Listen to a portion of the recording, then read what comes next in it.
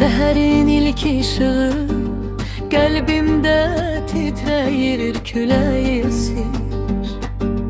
Mənə sənin adını gətirir.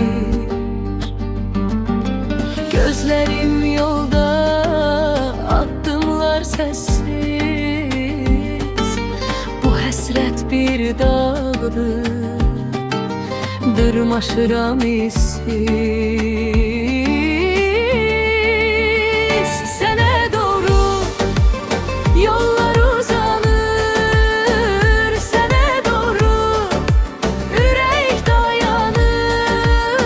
Hər nəfəsdə adın çəkilir, sənə doğru ruhum qaçır.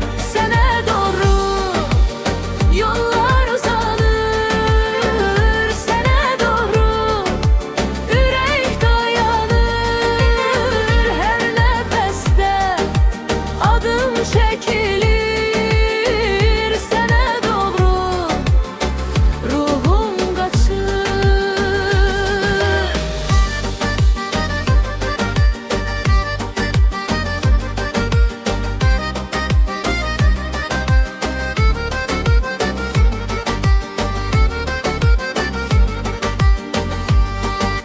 Çaylar axır, dərin mahnılarla dağlar danışır. Sənin xatirənlə gecə ayı soruşur. Niyə təkəm? Deyirəm səni gözləyirəm, yenə gəlməm. Buludlar belə